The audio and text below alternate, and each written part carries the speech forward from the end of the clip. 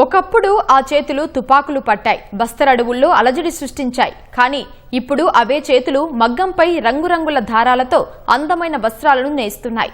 జనజీవన స్రవంతిలో కలిసిన మాజీ మహిళా మావోయిస్టులు తాము స్వయంగా నేసిన వస్త్రాలను ధరించి ర్యాంపుపై ఆత్మవిశ్వాసంతో క్యాట్ వాక్ చేశారు.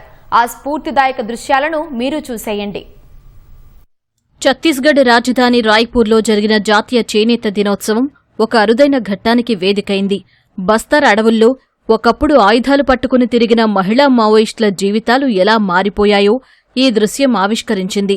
హింసను వీడి జనజీవన స్రవంతిలోకి కలిసిన మాజీ మహిళా మావోయిస్టులు తాము స్వయంగా నేసిన అందమైన చేనేత వస్త్రాలను ధరించి చిరునవ్వులు చిందిస్తూ ర్యాంప్పై క్యాట్ వాక్ చేశారు.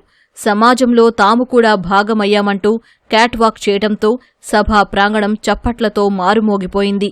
ఈ కార్యక్రమానికి హాజరైన ఛత్తీస్గఢ్ సీఎం విష్ణుదేవ్ సాయ్తో పాటు అక్కడున్న వారంతా కరతాళ ధ్వనులతో మహిళా మావోయిస్టులను అభినందించారు.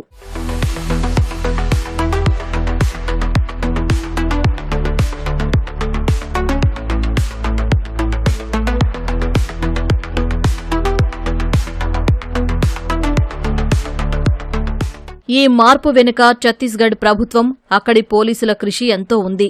లొంగిపోయిన మాజీ మావోయిస్టులకు పునరావాసం కల్పించి వారికి కుట్టుపని, వస్త్రాల తయారీలో ప్రత్యేక శిక్షణ ఇప్పించారు. ఒకప్పటి నక్సల్స్ ప్రభావిత దంతెవాడలో దంతేశ్వరి బ్రాండ్ పేరుతో మాజీ మహిళా మావోయిస్టులు వస్త్రాలను తయారు చేస్తూ ఆర్థిక స్వావలంబన సాధిస్తున్నారు. ఆయుధాలు వీడితే ఎంత ప్రశాంతమైన, గౌరవప్రదమైన జీవితం గడపవచ్చో నిరూపించారు. అడవుల్లో ఉన్న మావోయిస్టులు జనజీవన స్రవంతిలోకి వస్తే సమాజం వారిని ఏ విధంగా అక్కున చేర్చుకుంటుందో చెప్పడానికి మాజీ మహిళా మావోయిస్టుల క్యాట్ వాక్ సజీవ సాక్ష్యంగా నిలిచింది.